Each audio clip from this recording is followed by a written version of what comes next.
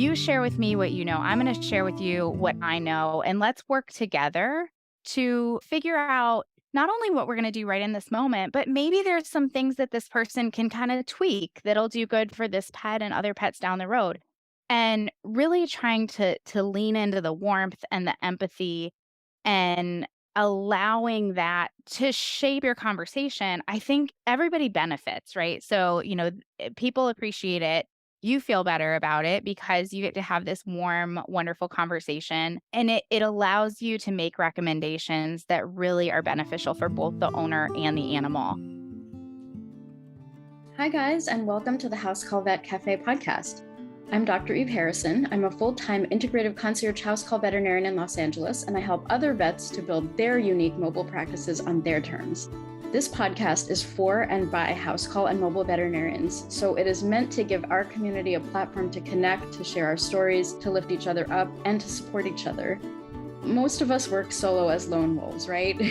So for me, it's been really powerful to be able to physically hear the voices of my colleagues from all over the world and to get a chance to feel that we truly are part of a community of very real other human beings who get it.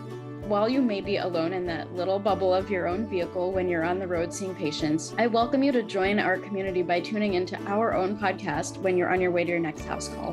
Whether you're a super experienced house call vet with 30 years of experience, you're a brand new prospective house call vet just looking to get started, or you're house call curious, there will be something for you in this podcast. Each episode, you will hear interviews from other mobile veterinarians just like yourself who are doing unique and innovative things, vets who are sharing their stories, their struggles and challenges, and you can also look forward to hearing valuable information and perspectives from specialists and experts outside of our micro niche.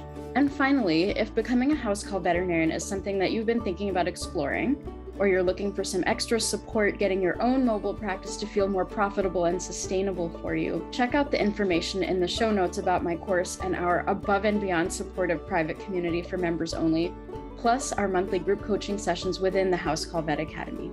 You can also check out my free public Facebook group, which is also called the House Call Vet Cafe, the same name as this podcast, and which is a warm and cozy community for mobile vets to support each other in professional and personal development, in creative entrepreneurship, and in friendship. So thank you guys for spending time with me today. Let's dive into the episode.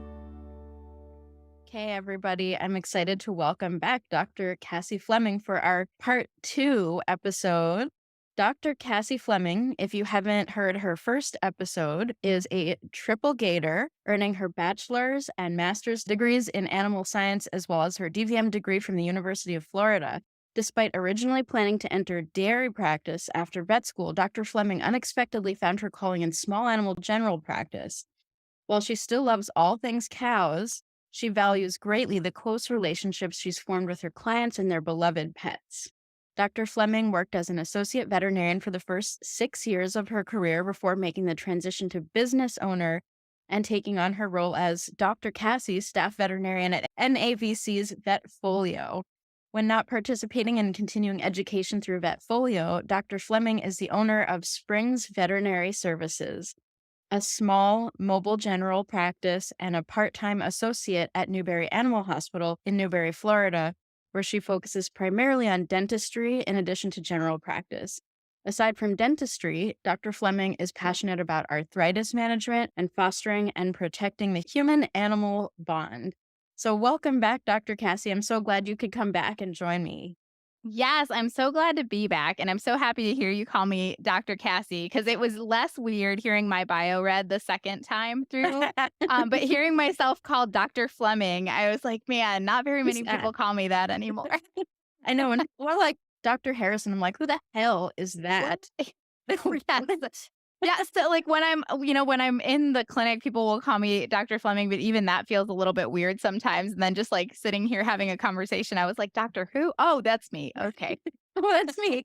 And it was kind of like a flashback every once in a while, like since becoming a house call vet, and I don't really go by Dr. Harrison anymore. It's like whenever it happens, it's like a flashback to like the first month after graduating from vet school. You're in the clinic and people are like, Dr. Harrison, Dr. What?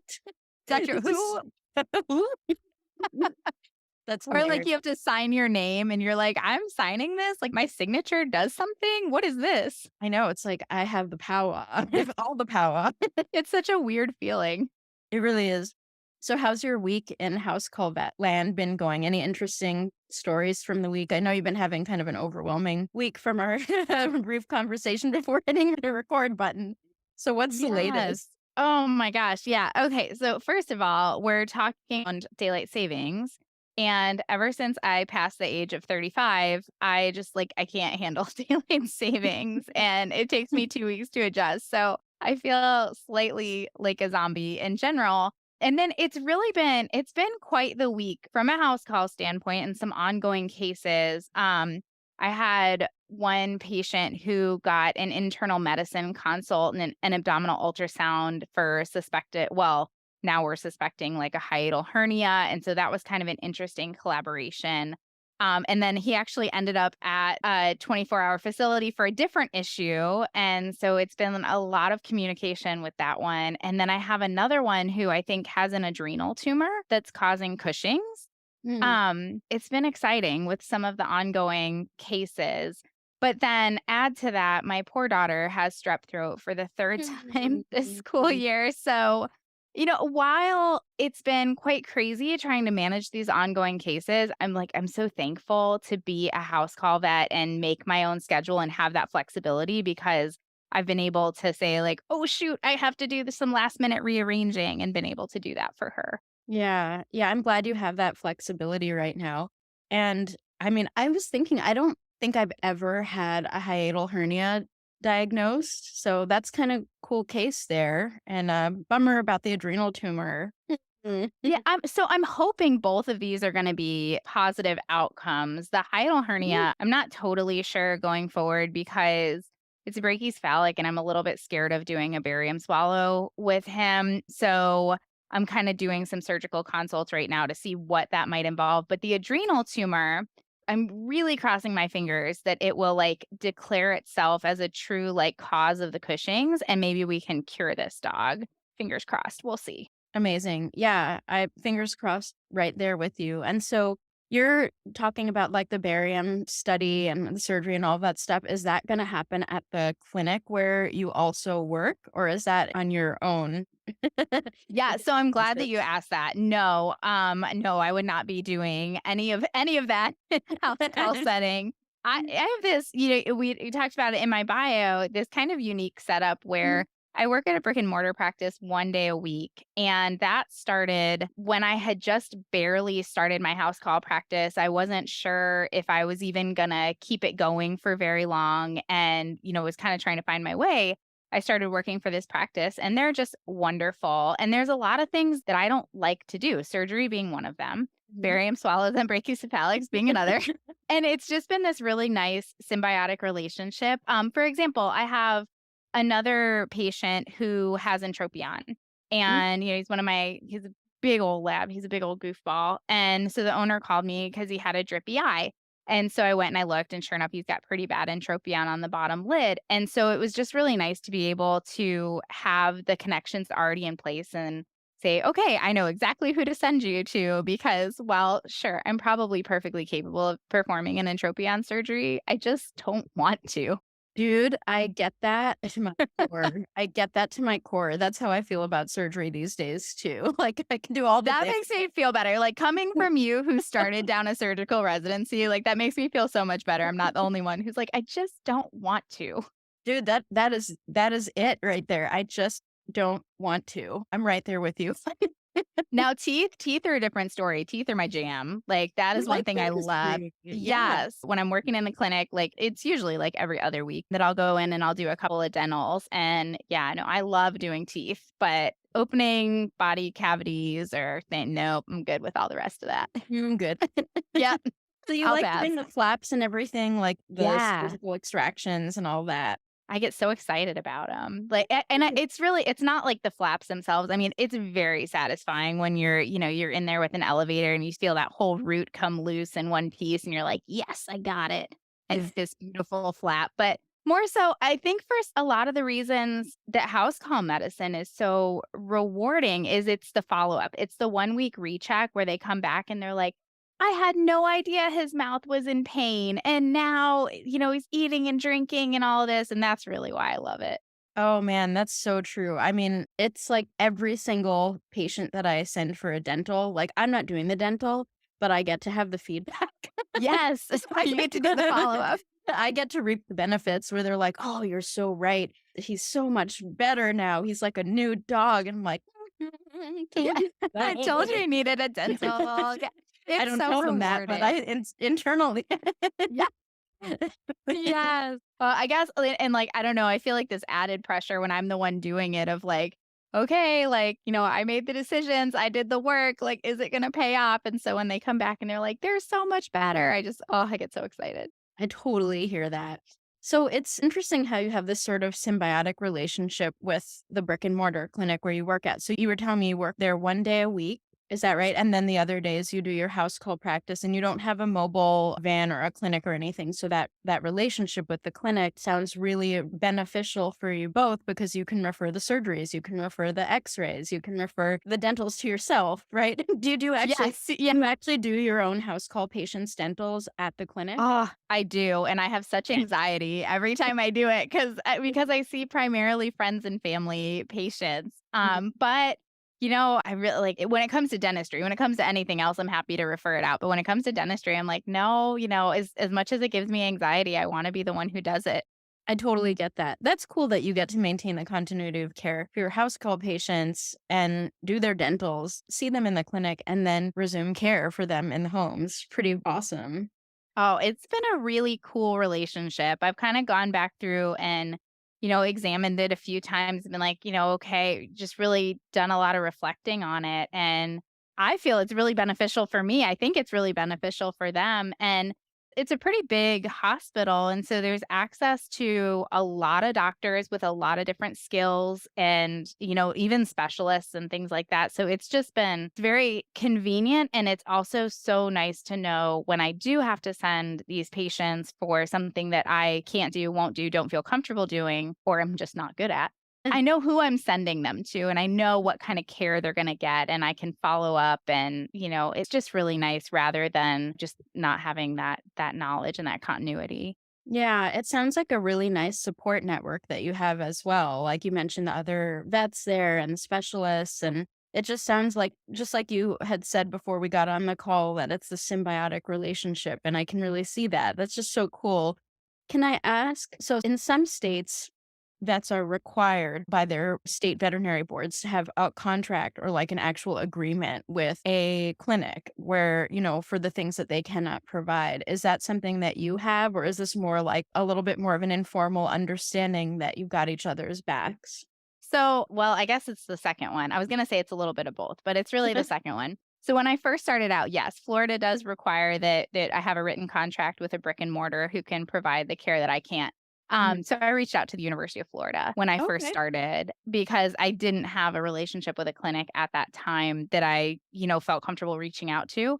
So my written agreement is with the University of Florida, but then we have this, then I have this handshake agreement where I'll refer to this clinic that I work for. And yeah, I never changed anything on paper, but a lot of my patients will go to the University of Florida for things too. So it works Yeah. out. Yeah, thank you for sharing that. That's good to know. And there's just so many ways that we as house call vets can work with brick and mortar clinics that are either handshake or just an understanding. And sometimes it's a legal contract and things like that. For me, I have a rapport with a number of clinics where I've done relief work before. I'm not a regular, installment of their crew. I was at one point at some of these places before I got busy enough to not be able to do it anymore, but kind of keeping a little bit of that connection, that rapport through occasional relief work when they're having a hard time, they need someone to cover. There's a vet that's, either sick or pregnant or whatever it is, and them knowing they can count on me, is just a beautiful way for me to know I can refer to them and vice versa. And so I think it's a really awesome thing to have a rapport like that, whether it's through, a regular, once a week employment or relief work as needed. So I'm glad we got to explore that today because I do think it's a really important aspect of any successful house call practice that you do have some sort of connection and trusting relationship with a local brick and mortar or the local brick and mortars in your area. But it's really cool to kind of explore how you guys lean on each other a little bit. And you're certainly bringing them business, bringing in dentals. That's good business for them, big time. Yes, I've Yeah. thought about that. I'm like, okay, is this paying off for both of us? And I think the answer is yes. Oh, yeah. I mean, you could just see it. It's like they're like, sweet. This is a Yeah. great deal. Yes, absolutely. And sometimes, I'll be honest, sometimes it works out even for little things. For example, I'm thinking of a lab patient that a colleague of mine spayed her, and she was also due for an influenza booster. And, if I think about the economics of it, for me to drive out and give an influenza booster, like, I'm not always making money on a call like that.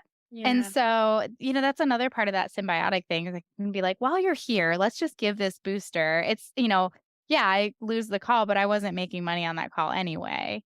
Yeah, and it's in the best interest of the patient and the client's time and money, and so I think Exactly. Yeah, they're not win-win. paying extra money just for me to drive out and give a shot that we could give, like, right there when she was in the clinic. Totally, and so much props for you saying that just then because, I mean, we as business owners, it's so easy to fall into that trap of like, I must retain every sale. I must make every penny that possibly could be coming my way. And it's an easy temptation to not do the thing that is absolutely in the best interest of the client and the animal. And so I think having that sort of softness around that and like just letting things flow a little bit rather than like that rigid, I have to keep every penny from this client. Right. It's such a common thing. Like you see people really lose their mind over it when they become business owners. And so I think it's really admirable that you're, embracing the fact that, sometimes it's just in the best interest of everyone to kind of like go with the flow in that way.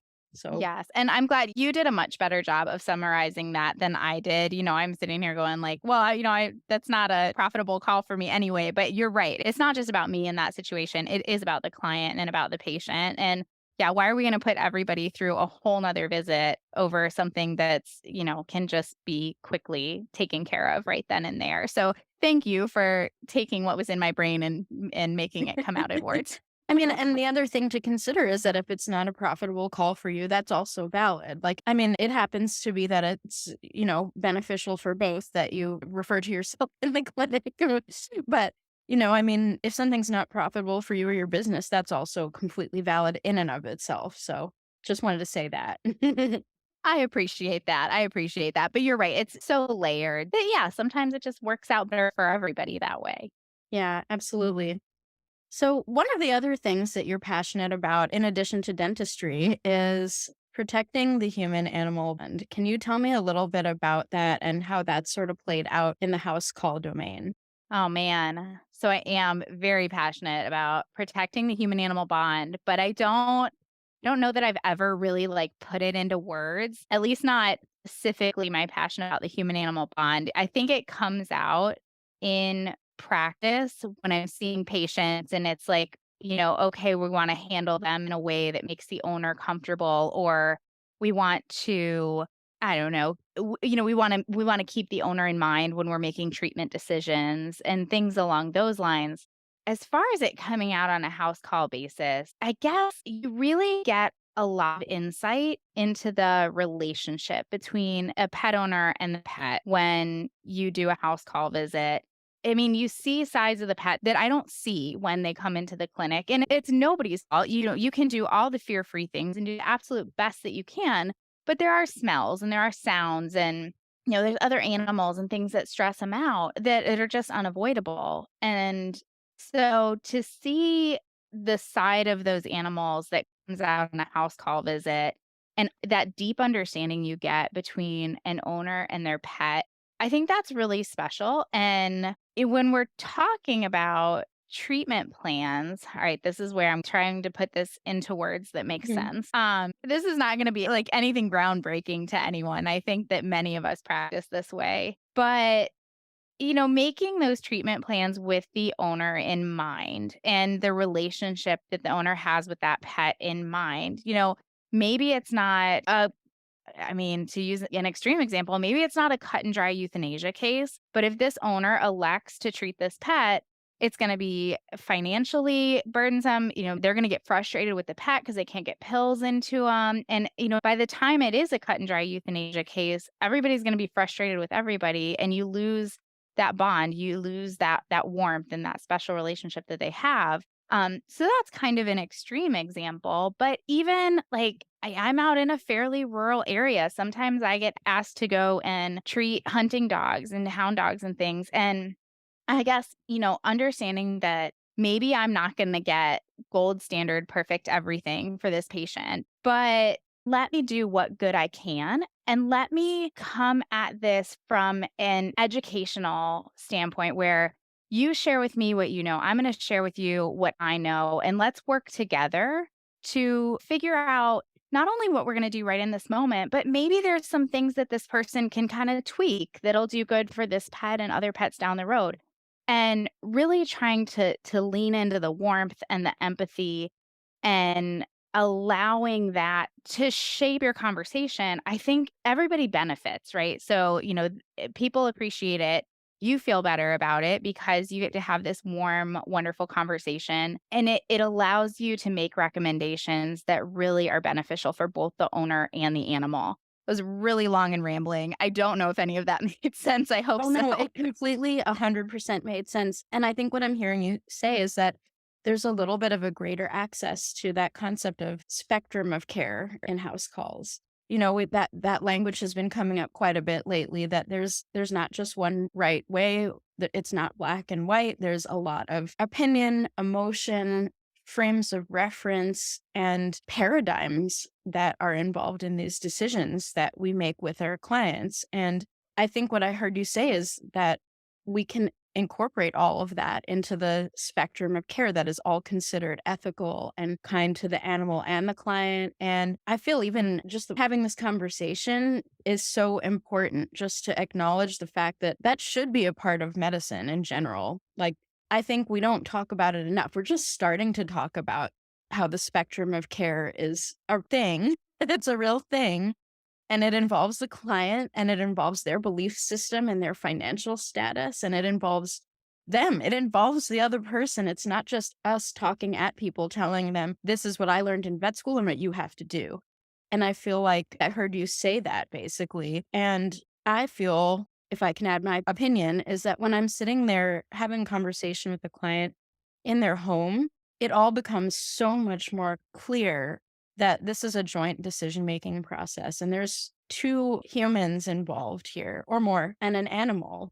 And it's not just us, our brain, the books we've read, and what school tells us is the quote unquote gold standard. There's spectrum of care, and in the home, it's just so much more accessible. Would you say that that kind of sounds like your experience somewhat?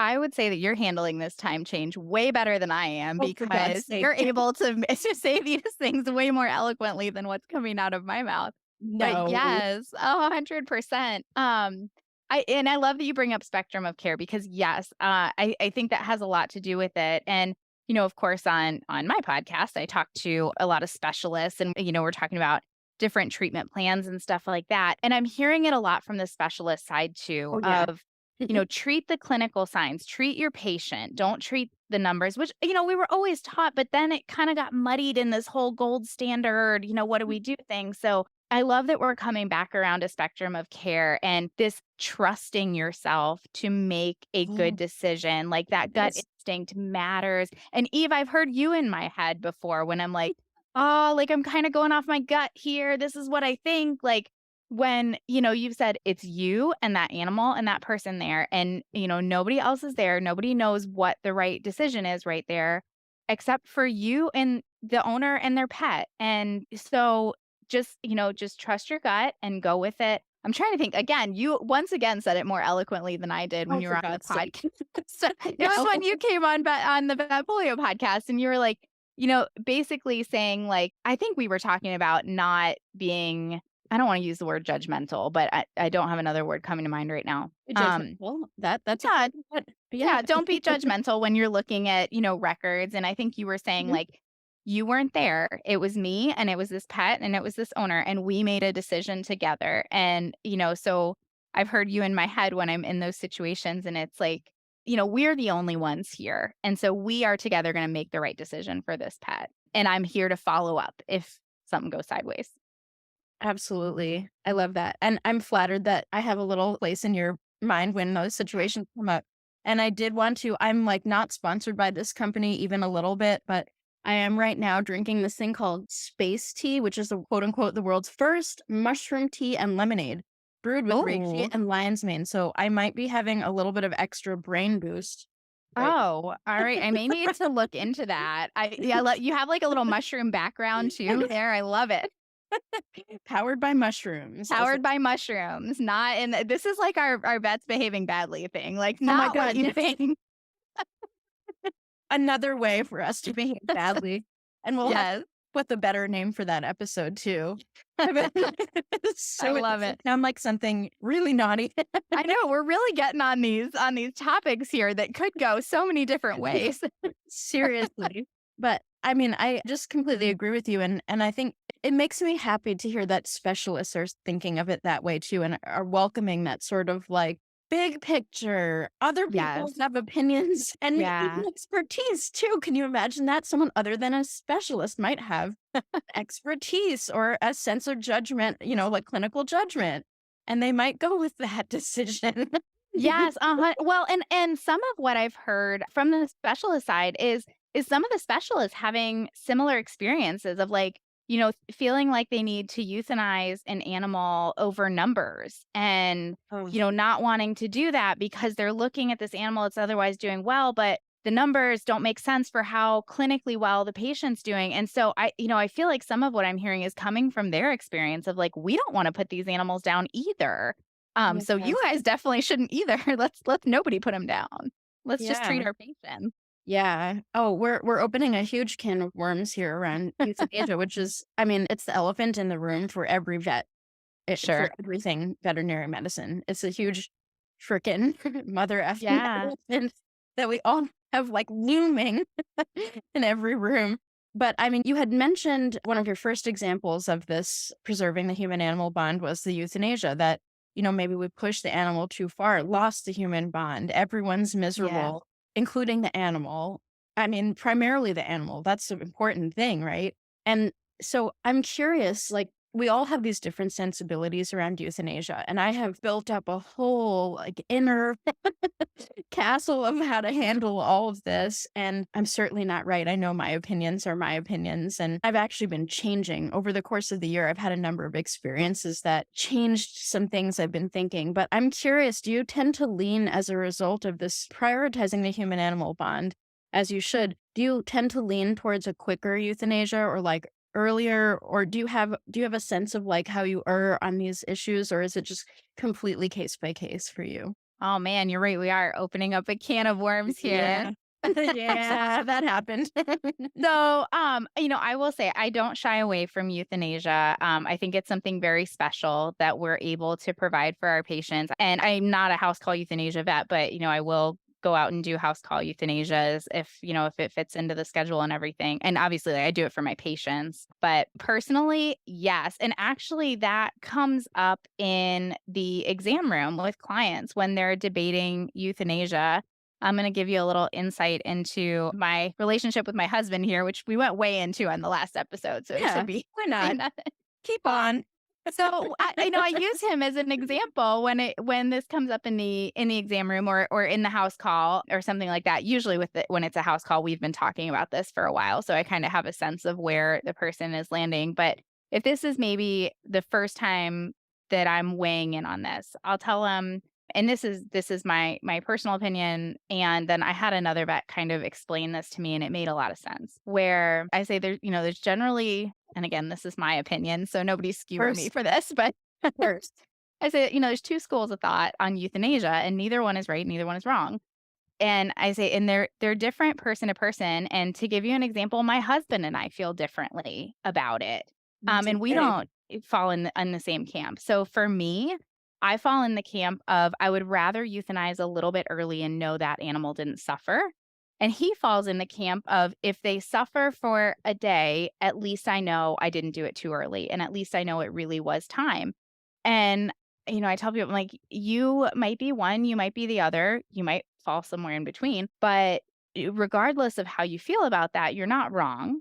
And I'm here to support you in bringing about the best outcome for you and your pet. And so if we're talking about euthanasia, if we need to keep treating because your gut tells you it's not time yet, that's okay. And if you're feeling like I know where this is going, this is torture watching my animal decline, I'd rather just go ahead and say today is time, then that's okay too. Hmm. And so I don't know if that, like I said, that's Yeah. my opinion. So hopefully, nobody skewer me for that one. No, there's nothing to be skewered about that. I mean, I think what you said is absolutely right, that there is no right or wrong answer. I've been really leaning into this idea of I obviously didn't come up with it. It's a philosophical concept of like kind of what is the word I'm looking for? Like a non-binary answer to things. What is the word? Damn it. It's Oh, duality, well, so non-duality. okay, yeah, non-duality. I also like false dichotomy.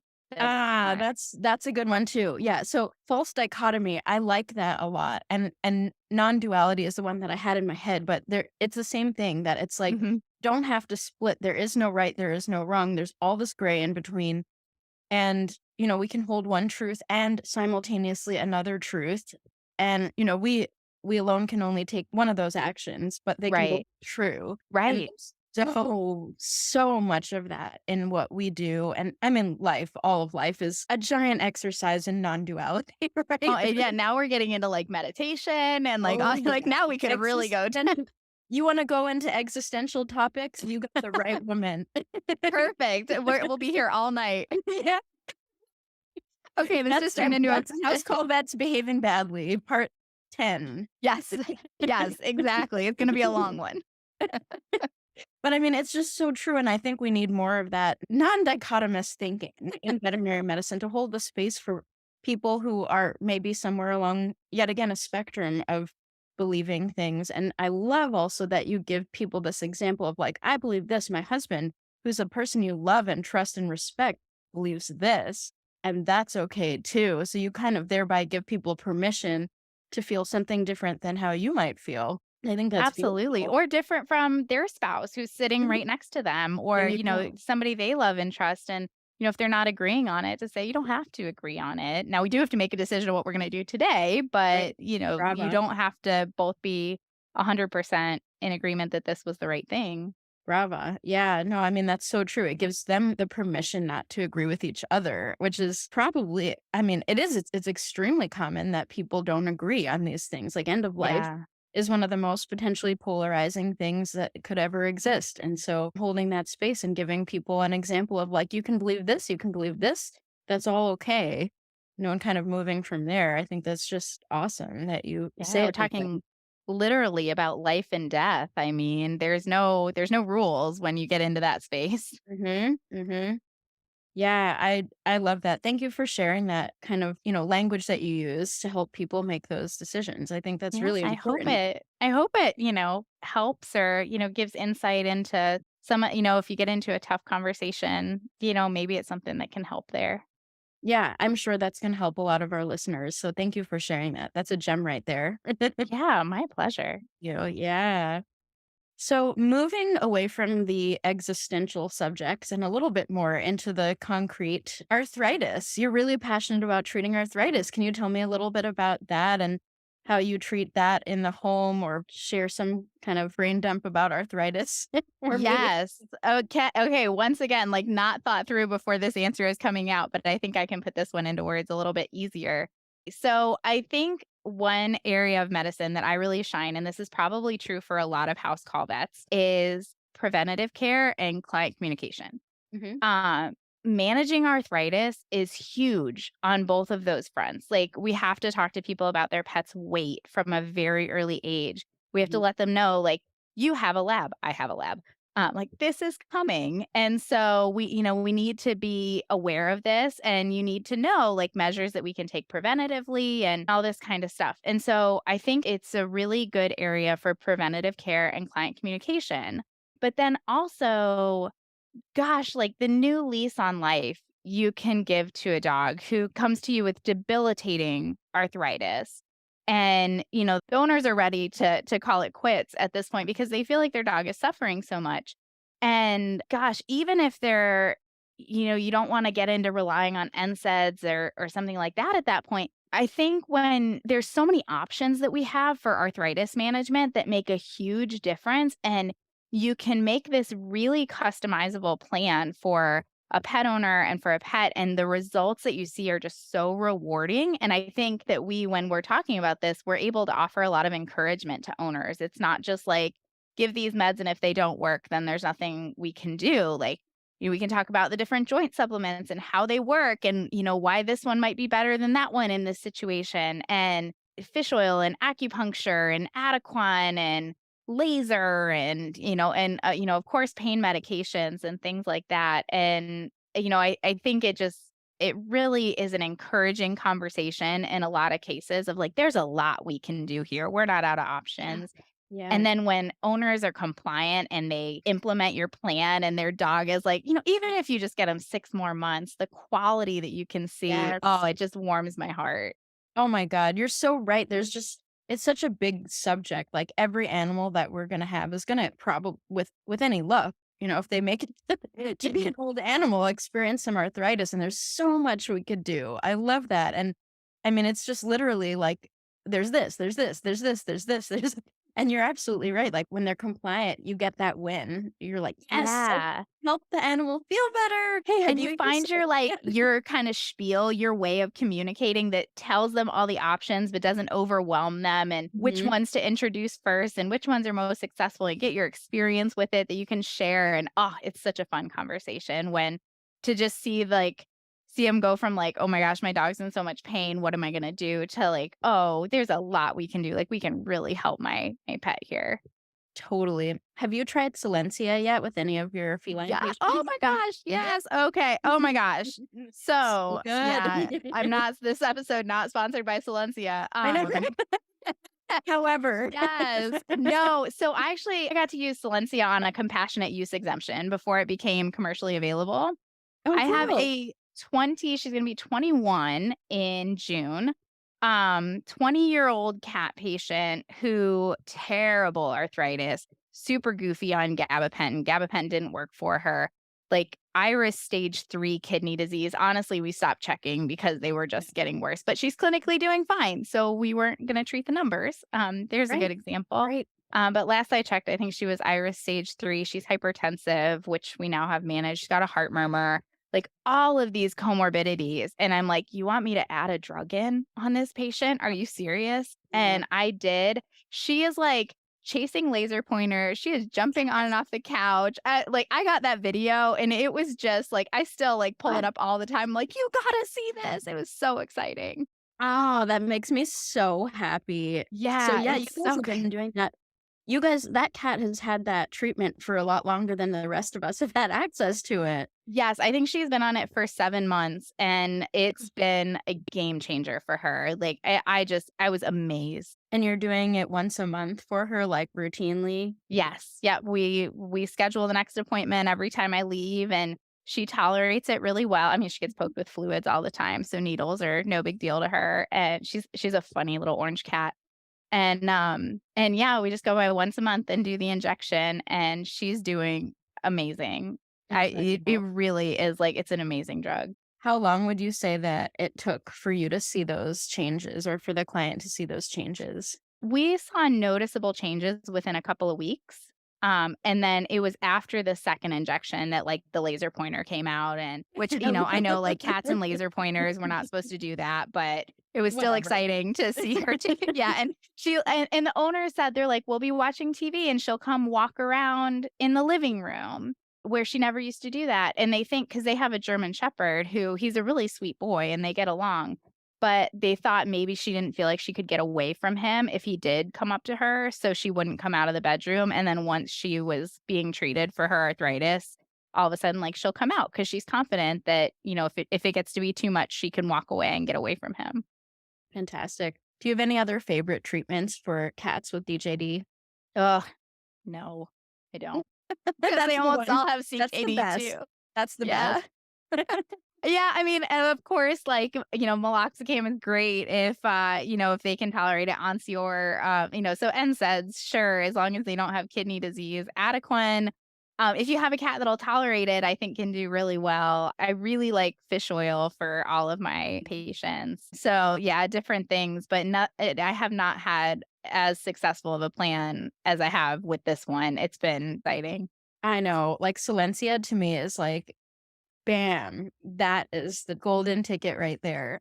Yes, yes, it's been incredible. Fantastic. So before we close up, is there anything else that you'd like folks to know about you? And how's your non-coffee drinking Ugh, going? I know you're not drinking coffee. How is that all going down? well, let me tell you, with the time change, yeah, those rules went out the window. But hopefully, like I'm a week into the time change, so hopefully, like after this next week, I can go back to following the rules. It's going okay. It's going, I feel like, about the same. And still, like I've kind of developed this thing where I'm like, well, if I can't see the bottom of the cup before I refill it, it's the same cup, right? Dude, there you go. Technically, I didn't get a second cup of coffee there, but no, it's going okay. I appreciate you asking this. This is like an ongoing challenge for me. I know. I got this stuff that it's like it's called Golden Mellow, and it's like a latte powder so I've been doing like almond milk and chai tea and this latte powder, and it's pretty good. Like it is manageable, but man, I miss the extra caffeine. That sounds delicious, though. Yeah, Golden good. Mellow. I like It's it. mushroom based, I think. I bet it is. I was like, I knew it. It sounds like one of those mushroom things. Yes, I think it's like some kind of mushroom. I should know this as I'm And it's drinking racy. it, but Yeah. yeah, and it's like it's yellow because it's got turmeric in it. And so it's kind of like it makes your tea look kind of fun because it's like neon yellow, and that makes me want to drink it a little bit more. It tastes pretty good. I really miss the caffeine. Oh, I don't blame you one bit. Man. Well, thank you for sharing that. And thank you for your wisdom and, just for sharing your experiences. And I wish you the best of luck getting the time change under your belt and getting It's really killing me. Can you tell? You're doing great. Well, Oh. anyway, my dear, thank you again so much for joining me. And I look forward to our next chat. Yes, me too. Thank you, Eve. Thank you so much for listening to this episode of the House Call Vet Cafe. If you enjoyed this episode, then hit the subscribe or follow button on Apple Podcasts, Spotify, Google Podcasts, YouTube, or wherever you listen to podcasts so you never have to miss an episode. This podcast is made specifically for you, so don't be shy if you'd like to reach out and let me know your thoughts on this episode. You can find me on Instagram and Facebook as the House Call Vet Academy, where I also share more valuable content. If you're interested in learning more about consulting for House Call Vets or the House Call Vet Academy online course and community, please click on the link in the show notes. Have an amazing rest of your day, and I can't wait for you to join us for our next episode of the House Call Vet Cafe. If you're looking for help with ultrasound scanning, check out First Opinion Veterinary Ultrasound for independent machine reviews and online and in-person teaching options. FOVU, simplifying ultrasound.